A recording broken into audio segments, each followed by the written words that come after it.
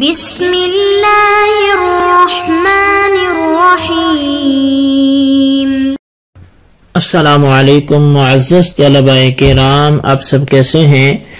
آج ہم موطا امام محمد کے سبق نمبر 342 کو پڑھیں گے۔ آج کے ہمارے سبق کا عنوان ہے صاحبین کے دلائل کا جواب۔ چونکہ ہم نے گزشتہ سبق میں جس حوالے سے گفتگو کی تھی کہ اگر کوئی بنجر زمین، غیر مملوکہ زمین کو کوئی شخص قابل کاشت بناتا ہے تو اب اس حوالے سے وہ زمین اس کی ہوگی یا نہیں ہوگی، تو صاحبین نے جو دلائل دیے تھے ان کی بنیاد پر وہ اس زمین کو قابل کاشت بنانے والا ہی ان کا اب مالک ہے، یعنی وہ زمین جو ہے اب اسی آباد کرنے والے کی ہے۔ جبکہ جو دیگر ائمہ ہیں، دیگر ائمہ سے مراد صاحبین کے مقابلے میں امام اعظم ہیں، تو وہ یہ کہتے ہیں کہ جو آباد کرنے والا ہے یہ اس زمین کا مالک نہیں بنے گا، بلکہ تب بنے گا جب وقت کا امام اسے اجازت دے دے۔ اس پر البنایہ کے حوالے سے کافی تفصیلی گفتگو ہماری گزشتہ سبق میں ہوئی ہے۔ البتہ صاحبین نے کچھ احادیث پیش کی تھی اپنے موقف کی تائید میں، تو ہم آج کے سبق میں ایک تو ان احادیث، ان دلائل کا جواب بھی سمجھیں گے، دوسرا پھر ایک باب ہے باب الصلح فی الشرب وقسمت الماء، کہ زمین کو سیراب کرنے والے پانی پر صلح اور اس کی تقسیم کے حوالے سے جو باب ہے اس کو بھی ہم آج کے سبق میں پڑھیں گے۔ تو چلے پہلے صاحبین کی احادیث جو تھی ان کا جواب سمجھتے ہیں اور اس کے بعد پھر جو نیا باب ہے اس کو بھی پڑھنے کی کوشش کرتے ہیں۔ تو مختلف شارحین کرام مثلا صاحب فتح القدیر ابن حمام اور صاحب بنایہ علامہ بدر الدین عینی وغیرہ حضرات نے صاحبین کے مسلک اور ان احادیث کے جوابات تحریر کیے ہیں، اور صاحبین نے جن احادیث کو اپنے مسلک کی بنیاد بنایا تھا انہوں نے ان کے جوابات ان ائمہ کرام نے لکھے ہیں، اور ان کا خلاصہ اگر کیا جائے تو وہ یہ نکلتا ہے کہ صاحبین نے جن احادیث سے استنباط فرمایا ہے وہ محتمل ہیں۔ نصوص کے جن میں کسی حکم کا خطاب فرمایا جاتا ہو وہ دو طریقے سے وارد ہوتی ہیں۔ ایک ایسی نصوص ہیں کہ جنہیں صاحب شرع سے قانون کلی اور ضابطہ عام کے رنگ میں ارشاد فرمایا ہو، جیسے کہ نبی علیہ السلام نے فرمایا کہ دوران نماز جسے نکسیر پھوٹی یا قے آئی اس کی نماز ٹوٹ جاتی ہے۔ تو آپ کے اس انداز میں صاف صاف واضح ہے کہ یہ حکم کسی مخصوص شخص کے لیے نہیں ہے۔ دوسری قسم حکم کی وہ ہے کہ بظاہر اس کے الفاظ عام کے لیے ہوتے ہیں لیکن وہ در حقیقت مخصوص خطاب ہوتا ہے، جیسے کہ آپ نے فرمایا کہ جس نے کسی کافر کو دوران جنگ قتل کر دیا تو اس کا سامان حرب وہ مارنے والے کا ہے۔ اب اس ارشاد گرامی میں اگرچہ کسی کو مخصوص نہیں کیا گیا، عام مسلمانوں کے لیے، لیکن در حقیقت عموم اور کھلی اجازت نہیں ہے، بلکہ کمانڈر یا حاکم وقت کو ایسا کرنے اور کہنے کا حق حاصل ہے، اور اگر نہیں کہتا تو کوئی مسلمان مجاہد اپنے طور پر اس حدیث کے سامنے اس کو سامنے رکھ کر مقتول کا جو سامان ہے کافر کا وہ سامان حرب وغیرہ اپنے پاس رکھ لے گا تو یہ درست نہیں ہوگا۔ اگر اسے درست سمجھا جائے تو مال غنیمت کا معاملہ سرے سے ہی اٹھ جاتا ہے۔ یہی وجہ ہے کہ حضرات فقہائے کرام نے فرمایا کہ حدیث مذکور وہ صرف مسلمان مجاہد کے جوش دلانے اور بہادری پر ابھارنے کے لیے ایک طریقہ ہے۔ اسی طریقے کے ضمن میں بنجر زمین کو آباد کرنے کا حکم ہے، گویا حاکم وقت عوام کو اس بات پر ابھارنا چاہتا ہے کہ زمین بیکار نہ رہے اور اسے جو بھی آباد اور قابل کاشت بنائے گا وہ اس کی ہوگی، یہ نہیں کہ آج خود ایسا کرنے والا حاکم کی اجازت کے بغیر خود بخود مالک بن جائے گا۔ تو صاحبین کے قول اور اس حدیث کی تعویل ہو گئی، لیکن اس کے مقابل امام اعظم امام ابو حنیفہ رضی اللہ تعالیٰ عنہ کے جو دلائل ہیں وہ تعویل کو قبول نہیں کرتے، اس لیے فقہائے احناف نے صاحبین کے مذہب کی بجائے امام اعظم امام ابو حنیفہ رضی اللہ تعالیٰ عنہ کے مسلک کو قبول اور منظور کیا اور اسے ہی راجح بنایا۔ اچھا، بعض حضرات نے صاحبین اور امام اعظم کے اقوال میں تطبیق بھی دی ہے، وہ یوں کہ صاحبین کی پیش کردہ حدیث کہ من احیا اردن فہیا لہو، من احیا اردن میتتن فہیا لہو، کہ اس میں محض سبب کا ذکر کیا گیا جس کے باعث اس پر ملکیت کا حکم مرتب ہوگا۔ باقی رہی یہ بات کہ حکم کا ترتب امام کی اجازت سے مشروط ہوگا، اس کا ذکر تو اس حدیث میں ہے ہی نہیں ہے، یہ اس کے خلاف بھی نہیں ہے، کیونکہ اجازت امام سے ملکیت کا اس بات بھی تو اسی شخص کے لیے ہوگا جس نے زمین کو کاشت کے قابل بنایا۔ تو بغور دیکھا جائے تو صاحبین کی پیش کردہ حدیث میں سبب ملکیت ہے، اور امام اعظم ابو حنیفہ کی پیش کردہ حدیث میں ثبوت ملک کی دلیل ہے۔ وہ جو ہے فتح القدیر میں جو ہے وہ بات کی گئی کہ زمین بنجر جو ہے اس کو قابل کاشت بنانے والے کے لیے صرف وہی زمین بطور ملک ملے گی جو امام اپنی خوشی سے اسے عطا کرے گا۔ تو اب دونوں اقسام کی حدیث کو ملانے سے یہ نتیجہ نکلے گا کہ جس شخص نے کسی بنجر زمین کو قابل کاشت بنایا وہ اس کا مالک بن سکتا ہے، شرط یہ ہے کہ امام کی رضا اور اس کی خوشی سے اسے یہ چیز ملے۔ اب محمد بن عبداللہ نامی حضرت عمر بن خطاب رضی اللہ تعالی عنہ کے حوالے سے یہ بات آتی ہے کہ محمد بن عبید اللہ بن سعید ابو عون ثقفی کو، یہ کوفی تابعی سے حضرت امام طحاوی روایت کرتے ہیں کہ محمد بن عبید اللہ نے بیان کیا کہ ایک شخص بصرہ سے ابو عبداللہ نامی یہ حضرت عمر بن خطاب رضی اللہ تعالیٰ عنہ کے پاس آیا اور کہنے لگا کہ بصرہ میں کچھ زمینیں ایسی ہیں جس کا کسی کو کوئی نقصان نہیں ہے اور نہ ہی وہ خراجی زمینیں ہیں، آپ چاہیں تو مجھے عطا فرما دیں، میں اس میں کانے اور زیتون کی کاشت کروں گا۔ تو حضرت عمر رضی اللہ تعالیٰ عنہ نے حضرت ابو موسیٰ اشعری رضی اللہ تعالیٰ عنہ کی طرف لکھا کہ اگر مذکورہ زمینیں چراگاہ ہے یعنی کسی کی ملکیت نہیں ہے تو اس شخص کو دے دو۔ آپ غور فرمائیں کہ حضرت عمر رضی اللہ تعالیٰ عنہ نے اس شخص کو خود بخود لینے اور قابل کاشت بنانے کا حکم نہیں دیا اور نہ ہی اس کی ملکیت قرار دیا، یہ تب ہوا جب خلیفہ کے حکم سے الگ سے الاٹ کی گئی۔ تو اب اگر اذن امام ضروری نہ ہوتا تو حضرت عمر فاروق اعظم رضی اللہ تعالیٰ اس کو فرما دیتے کہ تجھے میرے پاس آنے اور اسے الاٹ کرانے کی کیا ضرورت تھی، جاؤ اسے اپنی گرفت میں لے لے اور اسے قابل کاشت بنا، اس کا مالک بن جا۔ آپ کا یہ نہ کہنا اس بات پہ دلالت کرتا ہے کہ حضرت عمر رضی اللہ تعالیٰ عنہ کے نزدیک بنجر زمین کو قابل کاشت بنانا اور اس کی ملکیت کا اسے حاصل ہونا یہ اس وقت تک نہیں ہوگا جب تک امام اس کی اجازت نہیں دے دیتا۔ اس کے علاوہ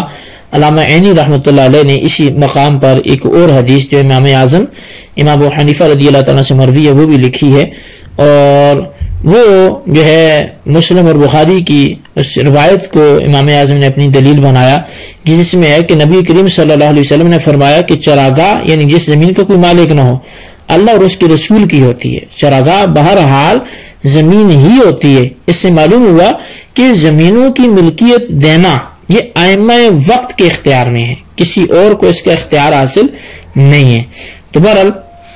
ان تحقیقات سے معلوم ہوا کہ صاحبین رضی اللہ تعالیٰ عنہما کی پیش کردہ احادیث اور ان کا موقف وہ مؤول ہے، لیکن امام اعظم امام ابو حنیفہ رضی اللہ تعالیٰ عنہ نے جو احادیث پیش کی، جو روایات پیش کی، تو وہ بالکل موقف ان کا جو ہے بالکل واضح اور غیر مؤول ہے۔ یہی وجہ ہے کہ فقہائے احناف نے امام اعظم امام ابو حنیفہ رضی اللہ تعالیٰ عنہ کے قول کو مفتہ بھی قرار دیا۔ اسی پر عمل ہے کہ بنجر زمین کو قابل کاشت بنانے والا امام وقت کی اجازت سے ہی مالک بنے گا، بشرطے کہ وہ غیر آباد زمین جو ہے وہ شہری آبادی سے دور ہو اور پہلے سے کسی کی ملکیت میں نہ ہو۔ تو یہ تھا حاصل کلام امام صاحب کے موقف کی حقانیت پر اور صاحبین کے دلائل کی کمزوری یا اس کے وجہ مرجوح ہونے پر۔ تو اب ہم بڑھتے ہیں جی دوسرا جو ہمارا آج کا باب ہے اس کی احادیث کی طرف۔ باب کا نام ہے باب الصلح فی الشرب و قسمت الماء، کہ یہ باب ہے زمین کو سیراب کرنے والے پانی پر صلح اور اس کی تقسیم کے بیان میں۔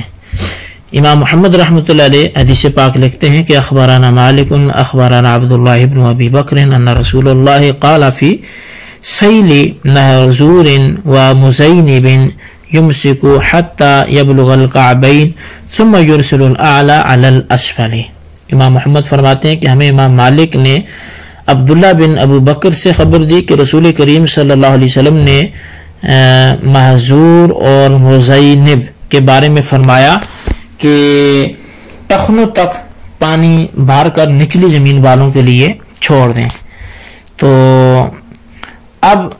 क़ाला मुहम्मदुन, इमाम मोहम्मद रहमतुल्लाह अलैह इसके हवाले से फरमाते हैं वबिही नअख़ुज़ु लिअन्नहु कान कज़ालिका सुल्हु बैनहुम लिकुल्लि क़ौमिन वस्तलहु वअस्लमु अलैहि मिन उयूनिहिम व सुयूलिहिम व नहारिहिम व शुरबिहिम। फरमाया कि इमाम मोहम्मद रहमतुल्लाह फरमाते हैं कि हमारा यही मज़हब है इसलिए कि उनके दरमियान सुलह का तरीका यही है। हर कौम की एक ख़ास आदत होती है जिसके मुताबिक वो अपनी ज़मीनों में चश्मों, नहरों और बारिश के पानी में रवैया अपनाते हैं। तो फरमाया कि अख़बरना मालिक अख़बरना अम्र बिन यहया अन अबीही अन अद-दहाक बिन खलीफा साक़ खलीजन लहू हत्ता नहर सग़ीर मिन अल-उरैद फ़अराद अन यमुर्र बिही फ़ी अर्दिन लिमुहम्मद बिन मसलमता फ़अबा मुहम्मद बिन मसलमता फ़क़ाल अद-दहाक लिमा तमनअनी वहुव लक मनफ़अतुन तशरबु बिही अव्वलन व आख़िरन वला यदुर्रुका फ़अबा फ़कल्लम फ़ीही उमर बिन अल-ख़त्ताब फ़दअा मुहम्मद बिन मसलमता फ़अमरहु अन युख़ल्लिय सबीलहु फ़अबा फ़क़ाल उमर लिमा तमनअ अख़ाक मा यनफ़अहु वहुव लक नाफ़िअन तशरबु बिही अव्वलन व आख़िरन वला यदुर्रुका क़ाल मुहम्मद ला वल्लाहि फ़क़ाल उमर वल्लाहि लयमुर्रन्न बिही वलौ अला बत्निका फ़अमरहु उमर अन युजरियहु। इमाम मोहम्मद रहमतुल्लाह अलैह हदीस पाक जिक्र फरमाते हैं, आप फरमाते हैं कि हमें इमाम मालिक ने खबर दी है कि अमर इब्न यहया अपने वालिद से बयान करते हैं कि दहाक बिन खलीफा ने वादी उरैज़ में से एक छोटी सी नहर निकाली। इरादा ये किया कि इसे मोहम्मद बिन मसलमा की ज़मीन से गुजारूंगा, लेकिन मोहम्मद बिन मसलमा ने इजाज़त न दी। दहाक ने कहा कि तुम क्यों इनकार करते हो, हालांकि तुम्हारा भी इसमें नफ़ा है, पहला पानी और आखिरी पानी दोनों से तुम अपनी ज़मीन को सैराब करोगे और तुम्हारा नुकसान भी इसमें कोई नहीं है। उन्होंने फिर इनकार कर दिया, यहाँ तक कि ये मुकदमा हजरत उमर बिन खत्ताब रज़ियल्लाहु ताला अन्हु के पास लाया गया। आपने मोहम्मद बिन मसलमा को बुलाया और कहा कि इसे रास्ता दे दो। मोहम्मद बिन मसलमा इनकार उन्होंने फिर किया तो हजरत उमर ने पूछा, तू अपने भाई को नहर का रास्ता देने से क्यों इनकारी है, हालांकि वो तेरे लिए भी नफा बख्श है, तुझे इब्तिदा इंतहा में उससे सैराब करने को पानी भी मैसर होगा और तेरा नुकसान भी इसमें कोई नहीं है। तो मोहम्मद बिन मसलमा ने कहा कि नहीं, बखुदा मैं रास्ता नहीं दूंगा। इस पर हजरत उमर ने फरमाया, खुदा की कसम वो नहर जरूर गुजारी जाएगी, खा तुम्हारे पेट में से ही क्यों ना गुजारनी पड़े। फिर हजरत उमर ने हुक्म दिया कि उस जमीन से नहर निकाल दो।